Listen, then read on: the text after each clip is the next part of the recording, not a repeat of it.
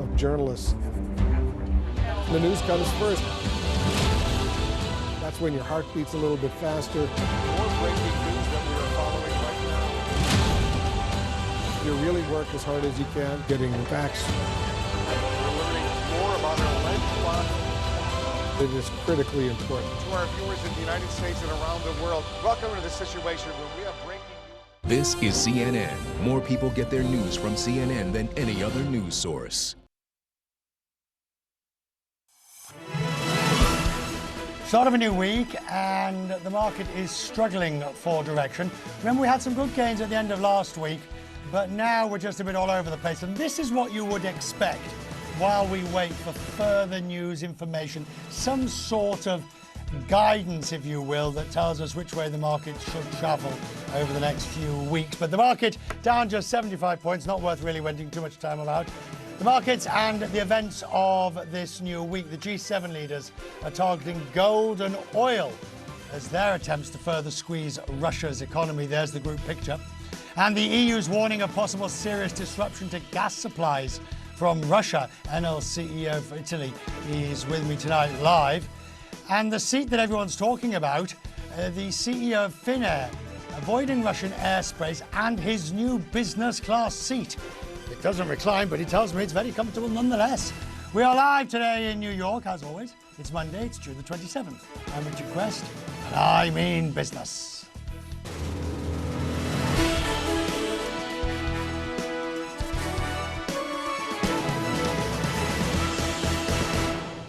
Good evening. Western leaders at the G7 have announced they're to target Russia's oil and gold as part of efforts to starve its economy of money. The heads of the G7 gathered in Germany discussing new ways to isolate Moscow. The US National Security Advisor says talks on a price cap for Russian oil are headed in the right direction. The leaders easily agreed on banning the import of Russian gold. Charles Michel, the European Council president, says their ultimate goal is to stop Russia's war machine. With G7 countries, we all share the same goals: to cut the oxygen from Russia's war machine while taking care of our economies and the economies of our partners. The EU will stand by the people of Ukraine for the long haul to defend its sovereignty and territorial integrity, and to strongly defend our common democratic values. That idea of continuing to support Ukraine for the foreseeable future, however long that might be, was raised again and again at the G7. CNN's Fred Pleitgens in Germany covering the summit. You see the U.S., for instance, that's saying that they really want stricter sanctions. For instance, an embargo on Russian gold, but then also as far as oil is concerned, to put price caps on Russian oil. Now, for the U.S., those are certainly things that seem to be attainable. However, if you look at some of the other G7 nations, particularly nations like Germany, that are very dependent still on Russian fossil fuels, and that also, of course, have a geographic proximity to Russia as well, it certainly doesn't appear as though it's that easy. It was quite interesting because this morning I saw an interview with Olaf Scholz, the German chancellor, and they put those two things to him. What about that embargo on gold? What about the price cap on oil?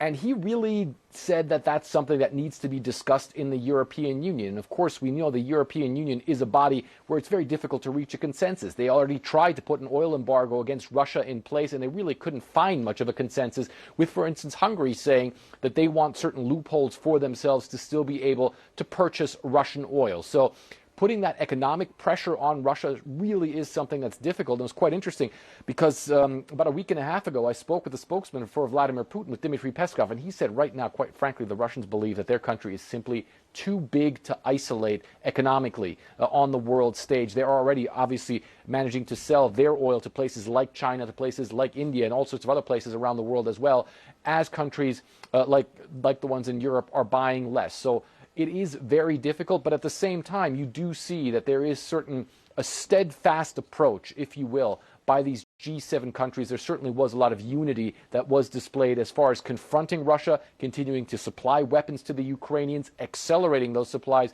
and then also trying to put economic pressure on Russia, but again, trying to find a way to not have it backfire on some of these G7 economies. Verpleichen in Germany, mentioning, of course, the West trying to sever Russia's revenue sources. And here you see the three latest. So the nations, the G7, have cut off gold revenues, and now they want to target oil revenues with the so-called cap. Of course, there's natural gas income, which is huge, and many nations in Europe still rely on Russian natural gas. So that's not going to go. And then, of course, you have this other question of default. Western sanctions have pushed Russia into an historic default. Moscow, by sort of Western definitions, failed to pay its foreign debt for the first time since the Bolshevik Revolution in 1918. Russia, for its part, says, no, not so fast. They did pay. The money's stuck in a clearinghouse because of sanctions. Claire Sebastian joins me now. Before we get into the minutiae of the Russian default, of the three things that we talked about there, a price cap on oil, a ban on gold sales, and the Russian default because of access to financial markets, which is the most significant? So, Richard, oil is definitely the most significant. If they can do it, if they can cap the price, that's the most significant by far, I would argue. Let's break it down. Gold, according to the UK government, Russia makes or made in 2021 about $15 billion from its gold exports. It makes more than that per month right now from oil. So that gives you a sense of perspective on the actual scale of the exports there. In terms of the default, you know, it doesn't really make much difference right now. They were going to default at some point. The markets had factored it in. They're already shut out of international financing. Yes, it's humiliating. Yes, it revives memories of 1998, which no one in Russia wants. But it doesn't really make much practical difference right now. But oil, if you can cap the price of oil, that could go some way to eliminating one of the biggest frustrations, perhaps even failures of the current sanctions regime, the fact that Russia is selling less oil potentially, but making more money out of it because the disruption that they've caused, their war in Ukraine has caused to the market, has sent the price up so much. Except we're talking here about a price cap. Now, this is rather interesting. Here we have the purchaser trying to cap the price of something they wish to buy lower than the market price. What incentive would Russia have to go along with this cap? Surely they would merely try and sell that oil to China, to India or elsewhere. Yeah, but they can't replace all of their oil sales, at least they haven't right now, to China and India. A lot of oil has already been redirected, but not all of it. But you do, the EU or the G7 or whoever ends up doing this price cap has to be extremely careful. First of all, they have to set the cap at a level that still incentivizes Russia to produce oil, because no one wants Russian oil to come off the market, because of course that sends the price through the roof. The ideas out there about how to do it range from, you know, getting G7 companies to stop insuring cargoes that are sold above a certain price, perhaps secondary sanctions on countries that are buying oil above a certain price. All of that does risk, Richard, putting friction into the market and again sending the price higher, thereby the sanctioners shooting themselves in the foot.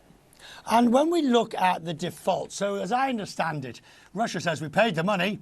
It's all stuck in the clearinghouses because they can't send it on to you because of the sanctions. However, Russia is going to have a financing requirement. It has to roll over its existing debt. It can't just sort of survive alone. So what's it going to do? Well, they're going to pay in rubles going forward. Richard, that's what they've said they're going to do. President Putin has signed an order saying that is allowed. The finance minister said last week they really have no option left open to them, because the national depository system that is basically the agent in Russia that funnels those payments to other clearinghouses around the world, like Euroclear, the one in question, that is under EU sanctions. They say that is why they can't anymore after this. Well, this latest payment actually was in euros and dollars, but they can't do that anymore. They have to pay in rubles. So that is the plan from Russia's perspective going forward. As for this default, as I said, no real immediate practical impact, but does cement their status as a pariah in international markets, Richard. And it could make that, you know, harder to recover from should we eventually see the end of this conflict. Claire Sebastian in London. Claire, thank you. The EU Energy Commissioner now says it seems likely that Russia will cut gas supplies to Europe. And she said a serious disruption as a result possible. It follows the warning from 3 French energy companies. In an open letter on Sunday, they urged people and businesses to take immediate conservation measures. And this was the only way to prevent an energy crisis in winter. the Italian LNG company Enel is taking action of its own, sold off its Russian unit, of course, because of sanctions. Joining me, Francesco Starace, the CEO. Sir, it is good to see you. Are you expecting also a difficult winter where conservation now will help forestall the worst later? Well, I think we need actually to accelerate the accumulation of gas in the storage. And in that sense, I think the French made the right announcement. I wish this to happen everywhere across Europe. This is going to be a difficult winter, and we need all the gas we can put in the storage, which is happening at this very moment. And that is why we should not waste time and energy in the same time. So yes, I think it's going to be important. So, assuming that Russia does either turn off the tap or restrict the supply, what does Europe do in that scenario? Well, I think there is different situations across Europe. Some member states have less of a problem and others more. So if you look at Europe as a whole, Europe will have a difficult year if gas is cut altogether, because the exposure of Europe to Russian gas, piped Russian gas, is on the range of 30% of the overall gas consumption of Europe. So it's huge. And I think it's something that can be probably mitigated, but it will take more than just a winter. So it has to be monitored and managed across probably 3 or 4 winters before we can say we're completely out of the problem. And your decision, obviously, to sell your stake in your Russian unit. I mean, you're having to unwind business strategies that have taken years to put together, aren't you? We had decided to leave part of our business in Russia about 3 years ago and started doing that. So this has just accelerated that decision. But we wanted to have a presence in Russia in renewable energy, which at this point is pointless. So we had to leave altogether. What we were doing in Russia is what we're doing everywhere else in the world. So phasing out thermal generation and putting in renewables. At this time, we just phase out completely. And that's it. But that's accelerated if you want. Is this the impossible situation whereby, the old traditional fossil fuels have been told, get rid of your refineries, start cutting your production, don't do as much exploration. And now all of a sudden it's exactly the opposite for completely understandable reasons. I get it. But the price is rocketing and we're in a catch-22. Well, if you want, there is even more than that. There is this incredible marriage being consumed between renewables and coal. Who would have thought of that just a year ago? So let's just not jump to conclusions. This is not changing the major trajectory, but clearly you have to survive. So this kind of situations are temporary, and they need to be put in place in order for the whole economy to get out of this problem in the best possible way. Eh? As you look at the energy market at the moment and at these elevated prices at the same time as we have essentially stagflation in the major economies, what concerns you most for the next 6 months? Like I said, I think there will be shocks, and what concerns me more is the consequence of the shocks themselves. So we're looking at speculation and pricing on some commodities that have little to do with supply and demand. And that is something that at European level needs to be fully understood. And I think it is. We're getting there, probably as all European things a little later, but we're getting there. This is, if you want, a war. And economies during the war need to go through certain particular moments that are not necessarily the same, that are not necessarily regulated by the same laws that rule when there is peace. So we have to understand that we are going to have to deal with regulation more than we were used to do before. And this will last until the situation is resolved. Francesco, it is excellent to have you on tonight's programme. I'm grateful, sir, you've taken time in the evening in Rome. Sir, thank you. Thank you.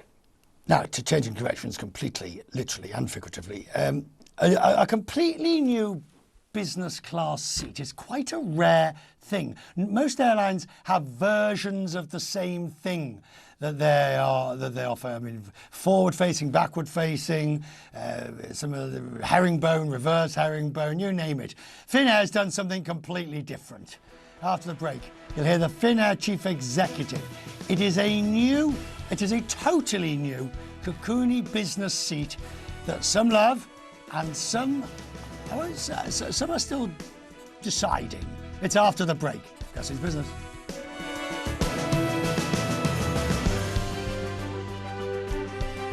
Air Quality Update, in association with Copernicus, Europe's Eyes on Earth.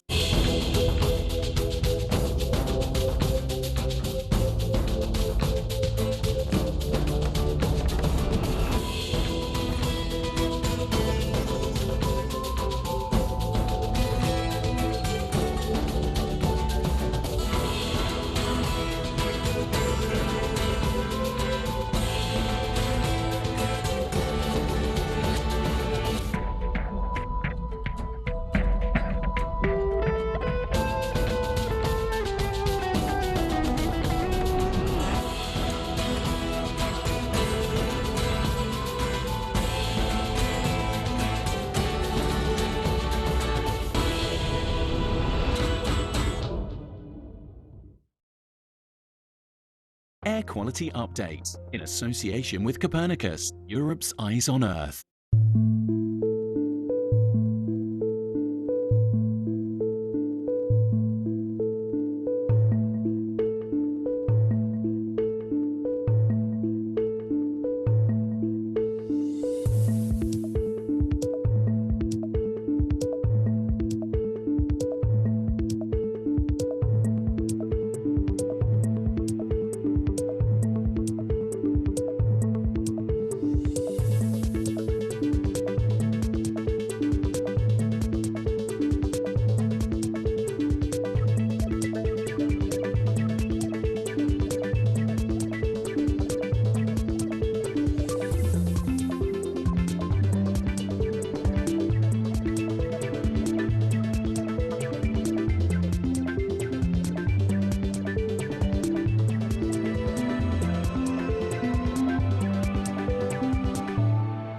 Across Africa, businesses are working together like never before. All new on CNN, Connecting Africa. Join me, Eleni Jokos, as we crisscross the continent to show you how new connections are revolutionizing commerce in Africa. This month, Connecting Africa from the Africa CEO Forum here in Côte d'Ivoire. This forum really brings Africans together. Connecting Africa on CNN, in association with Afrexim Bank. When the US Supreme Court overturned Roe versus Wade last week, it sent the legality of abortion and the whole issue of abortion back to the individual states. As a result, a new patchwork of laws is being created, a legal minefield for corporations who operate in the various states. More than 25 companies, including our own, have pledged to cover the travel costs for those employees who have to go out of state for a termination. The list includes Microsoft, Disney, Goldman Sachs, and our parent company, Warner Brothers Discovery. Some companies have already faced backlash from state lawmakers. A group of Texas Republicans has warned the rideshare company Lyft against implementing their policy. Ariva Martin's with me, CNN legal analyst, joins me from Los Angeles. Ariva, so, I mean, just taking from my own example here at WBD, the announcement from Human Resources was almost immediate, within an hour or so, that expenses would be paid. This is now turning into something of a rubric for companies. But there could be states where doing this would incur some legal, arguably criminal liability.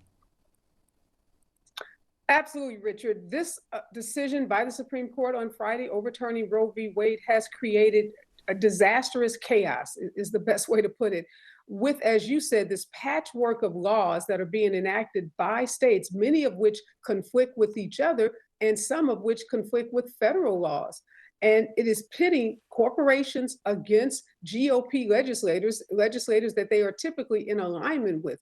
We're seeing in the state of Florida, Marco Rubio, Senator Rubio, has said he will introduce legislation to prevent Florida companies that pay the travel expenses for women who have to travel out of state. The legislation will prevent those companies from claiming those expenses as an ordinary business expense. So we can expect to see lots of both civil litigation and perhaps even criminal litigation from those states that have criminalized acts of abortion. And then we have this, which I was reading in my weekend reading, this idea of the commerce clause in the Constitution that basically says if you do business in one place, cross state lines, you have to be allowed to do business elsewhere. It's a sort of a full faith and credit type of part.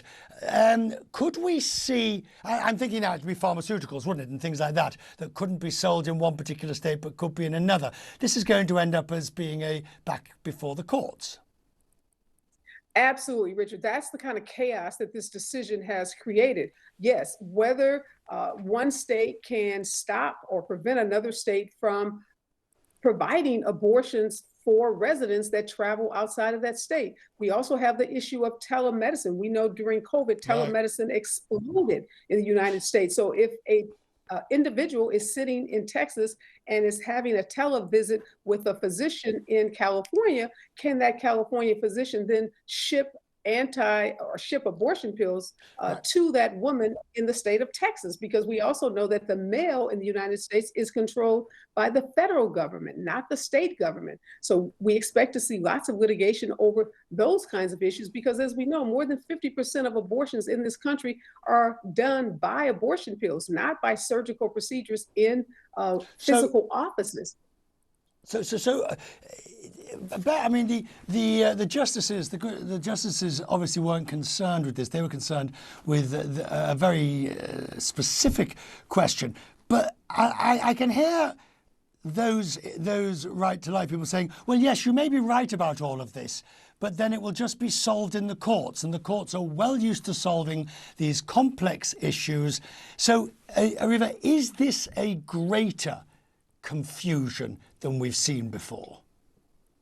Oh, absolutely, Richard. No doubt about it. It's a greater confusion for women who are seeking to terminate pregnancies. For example, Richard, some states won't have exceptions for women whose lives may be threatened by carrying a pregnancy. Some states won't have exceptions for women who have been raped or who have been the subject of incest. So can you imagine what those women must endure, be forced to carry pregnancies by perhaps a rapist? And we also have this issue of now a synagogue in the state of Florida is suing, saying that these abortion restrictions violate their religious freedom, saying that under their faith, women must be allowed to have access to abortions, because if a woman's life is threatened by the carrying of a child, she must be able to abort that child. So they're making a religious protection argument against the Dobbs decision. And I expect to see many more religious organizations like the synagogue filing similar claims. So I don't think there's an end in sight, at least at this moment, Richard, that we can see in terms of the amount of litigation that's going to be filed by women. Providers are also going to, we should expect litigation from them, because they won't know what exactly, constitutes an abortion that is for the purposes of saving a woman's life, that may be legal in some states versus one that may not be legal. So there's so much ambiguity with respect to how these anti-abortion laws can be enforced state by state. Grateful for your time. Thank you. President Zelensky pleaded for Western leaders to help bring the war in Ukraine over by the end of the year. And in doing so, he pushed G7 leaders for a major effort before winter. He spoke to them by virtually, of course, earlier on Monday. And the pleas come as Ukraine continues to endure brutal attacks by Russian forces. There's uncertainty over Ukraine's future. Uncertainty of the war is plaguing businesses across Europe. The airline industry, we know, has been badly affected, perhaps none more so than Finnair. Now, before the war, it used Russian airspace to fly in and out of Helsinki over the top into Asia. They made an entire hub on the basis of the quickest way from Europe to Asia via Helsinki. This is January. Now, the map from this weekend shows the airlines avoiding the country entirely. It no longer has overflight over Russia. Finnair's chief executive, Topi Manna, told me Finnair has had to adapt. We are probably the most affected of European airlines in terms of the Russian airspace closure. Before the pandemic, we had carved out ourselves a niche of connecting Europe and Asia via the short northern route via our Helsinki hub. And Russian airspace was a big part of that, big part of the shortest elapsed time for customers. There's unlikely to be a return to overflight of Russia in the near future. Do you agree? Well, that remains to be seen. Unfortunately, there's no end in sight for the Ukrainian war at the present time, and there's nobody who can really say that how long the Russian airspace closure will prevail. I mean, it can be 2 years, it can be 5 years, it can be 10 years. We have taken the conclusion that we don't guess about that. We adapt to the reality of Russian airspace being closed, which means that we will need to renew our strategy. Exactly. What is the new strategy?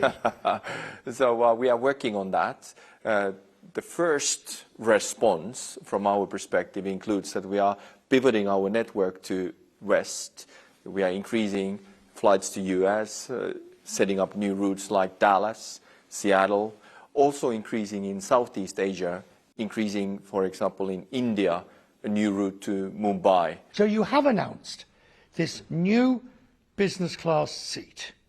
It's not herringbone, or it's not reverse herringbone, or any of the others. It's a fixed shell that doesn't recline. Correct. So there's a lot of comfort, a lot of privacy for our customers. It's called the Air Lounge. Yeah. We are the launch carrier for that one, together with our Collins Aerospace, who has created the seat. And with cushions, you can, make yourself comfortable in the seating position. When you get the leg rest up, then you get full 180-degree sleeping experience. It's beautiful. You need to try it. I'm looking forward to trying it. It's not the sleeping bit that I'm thinking of, because you're going to be flat regardless. It's that when you want to read or eat, that sort of gentle recline just this far back, not all the way, but just enough to be in the lounging position while you're eating. How do you do that on a fixed shell where cushions you'll be turning and swimming? No. That is not the way it works. First of all, it's designed beautifully. So you can, adjust your position with pillows. And the beauty of the seat is that there's no mechanism, there's no motor, and it weighs less. So it's a very sustainable solution. So when you decided to go into the market for this, what did you say to Collins? What did you say about what you wanted, that they were able to say, well, we'll have to design something new from scratch? Well, a couple of years ago, we made the decision, and we stated that we want to be a modern premium airline. We want to be authentically Finnair. We want to be sustainable. We want to be different. We want to differentiate. And this is what we are doing with this seat. So it's a very courageous choice. Courageous choice, there's a thought. We'll certainly be giving it to the test over the summer, actually. I believe there's an opportunity for us to be travelling Finnair, and we'll certainly put it to the test. Now is the summer of discontent. Holiday misery as airlines cancel hundreds of flights in the US and same in Europe. Critical staff shortages. We'll talk about it after the break. So here's Resnaz.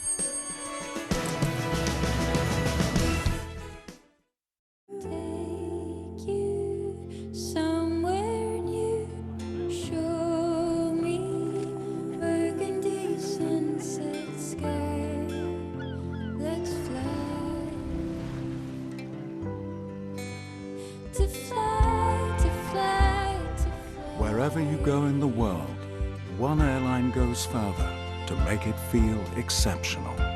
Qatar Airways, going places together. We're here at the home of one of the FSB team. Was it your team that poisoned Navalny?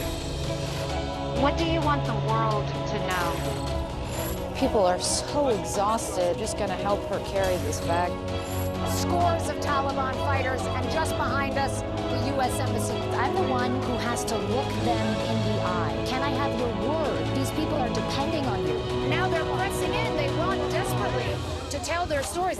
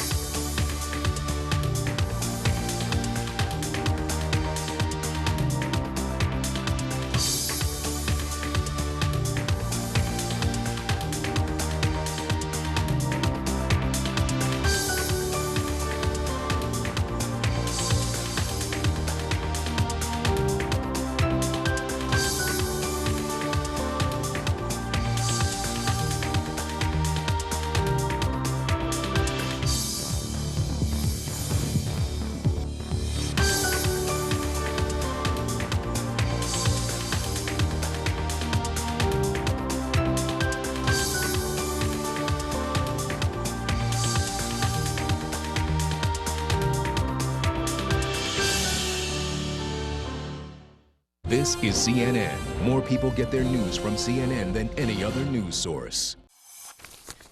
Massive staff shortages caused US carriers to cancel hundreds of flights over the weekend. More than 700 grounded earlier today. 800 cancellations. Delta United are amongst the airlines. They're short of pilots, crew members, and on the ground it's a mess. The 4th of July holiday weekend is coming up next. You've also, in the US, you've got the European school holidays underway. It is a summer of travel chaos that will be hard to avoid. And yet, despite the challenges, a major player says it's very much back on track. The president of Emirates told me the cash on its balance sheet has been restored to pre-COVID levels. And Sir Tim Clark's optimistic about the coming months. Sir Tim was at IATA in Doha, as we were as well. The decisions we took in the early part of the last year to prepare ourselves, get ourselves in an advanced state of readiness for when it did come, because we believed that it would happen. We walked the talk. As a result of that, we've got a lot of aircraft flying completely full, with very high yields, even notwithstanding the fuel costs as they are, and we're making actually good money. Now, that is a task that I set myself personally, to see the business back into a sort of fighting capability again. The cash on the balance sheet has been restored to pre-COVID levels now, and we're very, very confident, unless there's something else that comes up, that we will take the business through to the end of the financial year in very good shape. As we look at the return to service and the recovery that's underway, the difficulties across the board, where are you finding pinch points? Where are you finding difficulties? Primarily in the countries within the European theatre, with the supply chain problems, labour supply problems, airports not getting themselves up to a state of readiness, which I think that they've had ample opportunity to do, but there we are. The reality is that we can't operate. In fact, some of the places, such as Heathrow yesterday, told us to cut back our frequencies by 10%, giving us 24 hours notice to cancel flights that were already full. Are you going to do that, and if so? Well, we really don't have much choice, because otherwise you're going to get a continuation of what you've already seen with regard to the way they handle baggage and everything else. It's not just peculiar to Heathrow. There have been other places where it's been difficult but not impossible. And we are working around all of those things. In the Middle East, in Dubai, we don't have those problems. We opened all our 5 terminals by October of last year, and they're up and running. You still have parked quite a lot of planes, don't you? Mm-hmm. When do you hope to bring them back in? Probably by the back end of this year, the first few months calendar next year. I mean, is there a difficulty bringing them back in? Crewing. Crewing, I was saying, are you having crewing? Well, no, look, the most important thing here is that it's not a question of getting the people back into the company. It's a question of overstressing the training facilities, which we're not prepared to do. Otherwise, we'll never get the pilots back to the gold standard. So there's only a certain number of pilots you can put through our training facilities in a month. If we push it, it's about 50. We're actually getting about 30 through. So, which involves quite a lot of using 380s as training vehicles as well as the simulators, but we won't compromise on that. I guess whatever problems that one faces now, it pales compared to the problems 2 years ago. I mean, everything has to be seen in perspective. 2 years ago, when the whole thing just ground to a halt. Yes. And look, of all the disruptors that I've seen in my career, this probably takes the ticket. Now, this was pushing 10 on the Richter scale. And so now we've got the aftershocks coming through, the tremors, etc. But, you know, when the world crashed in 2008, 2009, we all thought this was the end. Well, we bounced back out of that, for many reasons. So what's going to happen here? Do I look forward to a kind of resurgence of demand? We've seen that one. We said that would happen. I think I said it to you last year. The bow wave, as I've called it. A lot of people were misbelievers, or disbelievers, I should say, in that, and now they're getting caught as a result.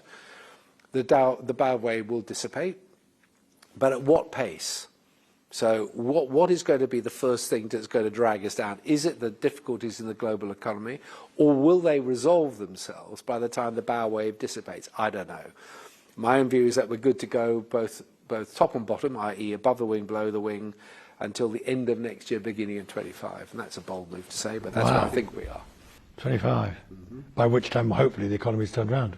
Well, there's always that, and, you know, I've seen it happen many times before. And whichever the nature of the disruption is, but it generally gets itself back into good condition. Now, the only caveat to that is the Ukrainian situation. Right. Sir Tim Clark talking to me. Revlon, a once iconic brand in beauty, is in vogue. It's a meme stock now.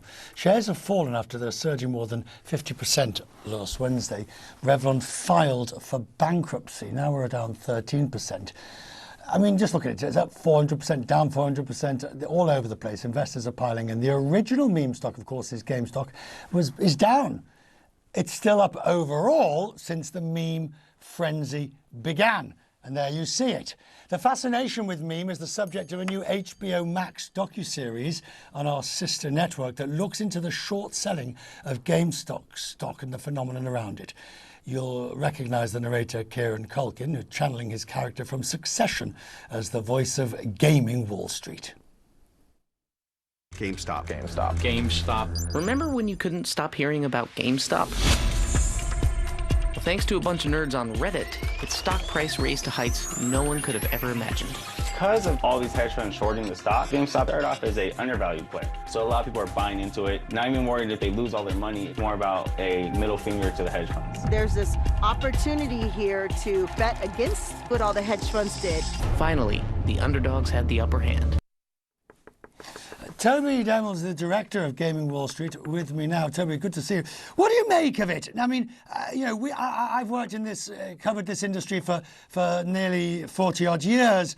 But for somebody like yourself, did you come away from gaming and memes thinking it's gambling, that these are poor people who are just literally thinking they've got a handle on it, but actually they are the meat in the sandwich? It's a great question. Generally, I would say there's always a component of gambling when it comes to any meme, anything. I think in the case of GameStop itself, it was much more powerful than just gambling. There was a really big idea, both on a thesis side as well on a social side, kind of let's stick it to the big guys and see who wins. My experience has been that the big guys inevitably win in the longer run. And that's what we've seen in the market over the last six months. Would you agree? I'd actually challenge you on this with a very recent development. So part of our documentary was about a practice called payment for order flow that Robinhood has become famous for, and has oftentimes come away with impunity like the big guys usually do. But as part of the documentary rolling out, we teamed up with Dave Lauer of Urban Finance, and we actually ran an impact campaign that now has 90,000 people behind it. 71,000 signatures went to the SEC. There was 2 meetings at the SEC, and the SEC has then, after about a week and a half after those meetings, announced relatively large reforms to the payment for order flow model, which is only benefiting the largest players in the market. So I think in this one case, maybe the little guys won. Right, but they might have won on the payment on the order flow, but as the price collapses, I always feel, you know, those who are slightly more experienced manage to hold on. I've got to ask you, did you take a punt? Have you taken a punt on any of the meme stocks? I mean, Revlon, any of these? You've not been tempted to put your own money in there just to have a go, just to feel that gambling frisson? So I actually put my own money in GameStop and in AMC and a few other of the meme stocks back in 2021, which then allowed me to tell the story kind of from an inside perspective, both from the retail inside perspective, what was it like, and also the Wall Street inside perspective. And I would say 100%, right? Like these stocks are just like other stocks. They can go up, they can go down, they behave in a variety of ways that people have never seen before necessarily. So there's always a winner and a loser in the stock market, but the big picture is everything goes up if the economy does well. That's true, but I do often wonder with the meme stocks the damage they did, bearing in mind that, let's take an AMC for example, there are tens of thousands of employees in these companies. They're part of the real economy as well as part of this Reddit meme stock Robin Hood. Did you come to any judgment on that? Yeah, it's hard, right? The employees are far removed, so to speak, from the actual stock price, but the stock price has a huge influence, right? And if you look at AMC specifically, if there wasn't this meme stock craze that happened, that clearly, you know, a lot of people gained something, a lot of people lost something, but if it wasn't for that craze, there's a high chance that AMC would have not made it financially, right? And this swing in the secondary market and pushing up the price so much, and AMC being able to take out billions and billions of dollars, both in equity and in loans, allowed the company to at least survive some longer. Yeah. Good to have you, sir. Fascinating docuseries. I'm very grateful. Thank you, sir, for joining us. That's Cressway's Business. I'll have more at the top of the hour. We'll dash to the closing bell together. World of Wonder is next.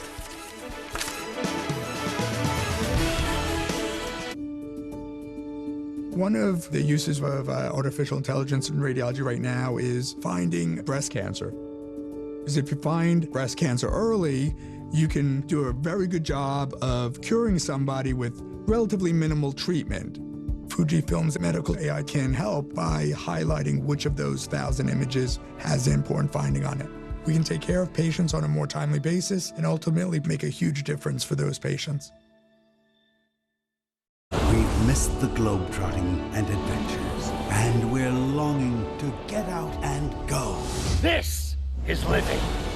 Quest's World of Wonder, next on CNN, in association with Turkish Airlines.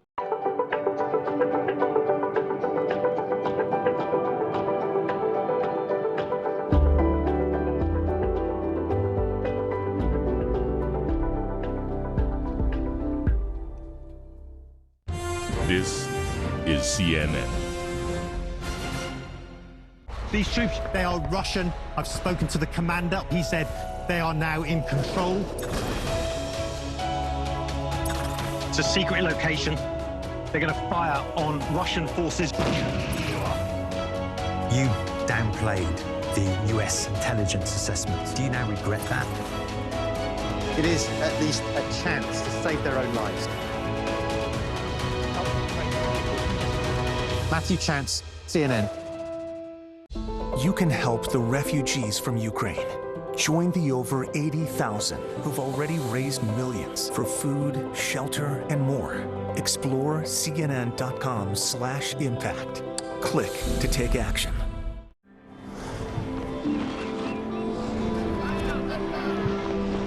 Quest's World of Wonder, in association with Turkish Airlines.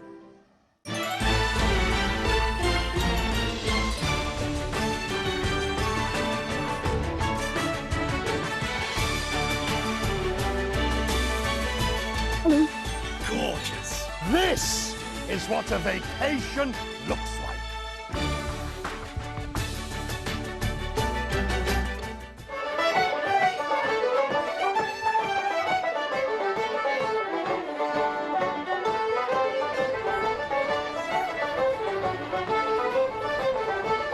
Everyone has a good time.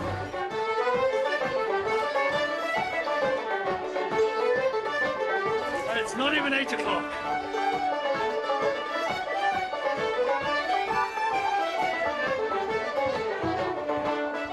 The sun is shining, the weather is glorious, and only 10 minutes ago it was pouring with rain. I've been to Dublin lots of times over the years, and like others, I have some preconceived ideas of the traditions and the cliches. I'm really looking forward, though, to this visit, because I've heard there's a new spirit in Dublin.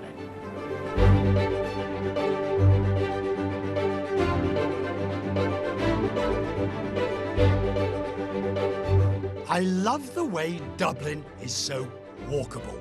Follow the river and I can't go wrong. Dublin has changed so much since it was unleashed as the Celtic tiger on the rest of Europe. Now, like the rest of the world, Dublin, indeed Ireland, gingerly searches for its post-pandemic purpose. Standing on the river, you can see the old and the new. The traditional Dublin over there with the customs house and the new towers of finance and the cranes showing getting even larger. And hold on to your hat with that breeze coming in.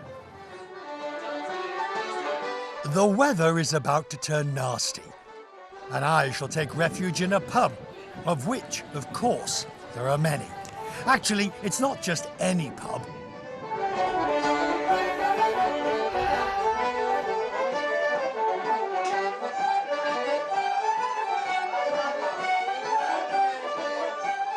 The Cobblestone. They call themselves a drinking pub with a music problem. Thomas Mulligan and the family have been mine hosts since 1987. My dad came in here and there was a very rough clientele that was in here at the time. You know, it was an early house, so that means that people that would have been working night shifts would have come in right after they were finished work, delirious with the tiredness, and then started a day's drinking on top of that.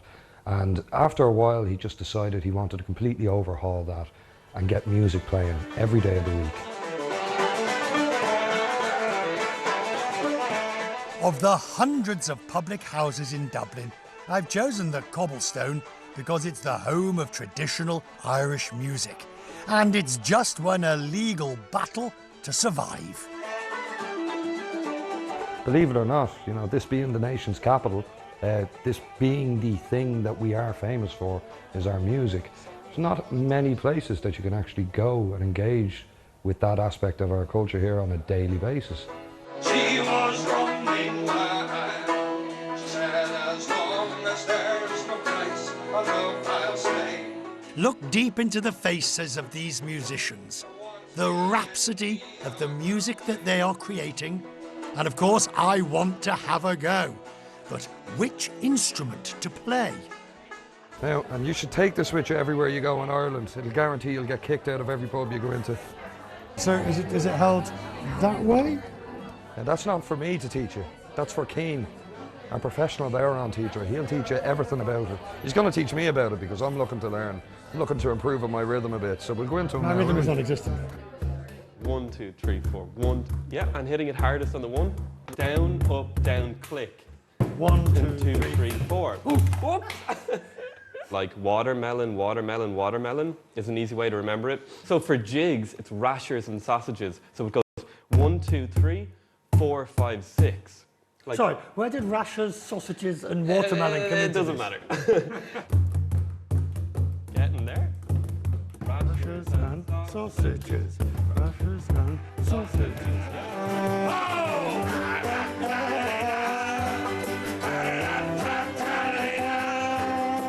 I love music, but I can neither sing nor play any instrument. And yet that won't stop me joining in on the Bowron, because that's what this place is all about. It's infectious. It's what the locals here describe as a bit of the crack.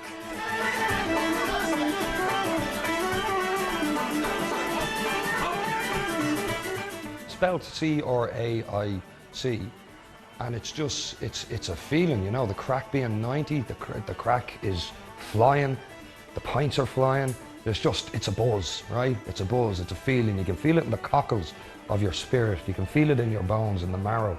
It's electric, right? I've walked into the pub and I feel like the chairs and tables are like levitating about an inch off the ground, you know, that something's about to kick off here and it's going to be great.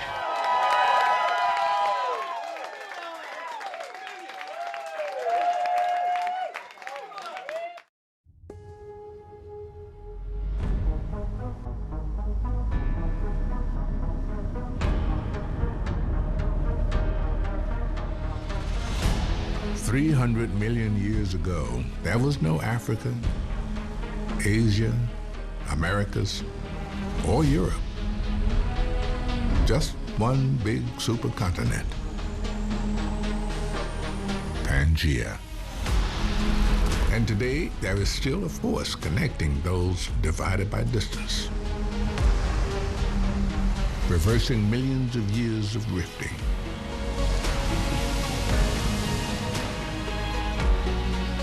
Making far feel close, bringing there to here.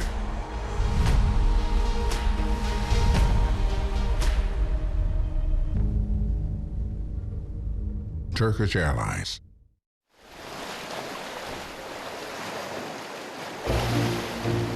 I'm an early riser at the best of times. Getting up with the sun is part of my life. Some people sleep in. I get up and get out. Hello, you made it. So this is the 40-foot. The 40-foot. You have a lovely sign to welcome. But even for this early riser, the prospect of swimming Dublin's 40-foot is daunting. There'll be none of that. Instead, I'll be swimming with a group called the Ripple Effect. Gosh, you look like you do this regularly. Every day. Every day? A wonderful, gregarious bunch of early risers who come here to meet, swim and breakfast, come rain or shine. Why is it called the 40-foot? No one seems to agree, and it doesn't matter anyway. It's the people and that crack again that I've come for. Right. Am I committing a dreadful mistake? No. An etiquette mistake with my dry road? No, you're grand. It's I'm necessary. not going to have stones thrown at me. You city types with your dry roads. No, it's absolutely necessary. I know it's going to be very cold. I know it'll be good fun. Oh, yeah. I know it'll be very cold. I know I'll just have to stay in there for the minimum amount of time to make it decent. These people do it every day. I mean, they do it every day. Good gosh.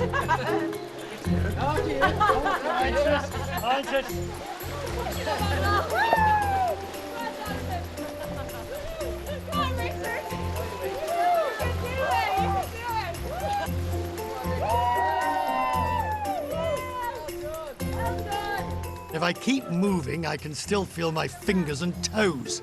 And in time, of course, those endorphins kick in, which is what this is all about. Warmer over here. Warmer is a relative concept in this case. Well, after a few seconds, a few moments, it's most enjoyable.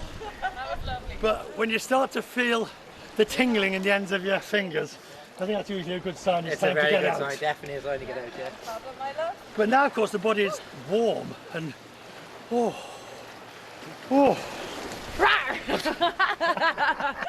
You okay? I did. I Feel just felt good? like I did think I was having a heart attack when I went in there. Welcome to Dublin. You did it. What a great way to start the day. I mean, amazing way. This is Ireland, and with true hospitality, of course, someone's brought coffee, freshly baked chocolate chip cookies. These are excellent.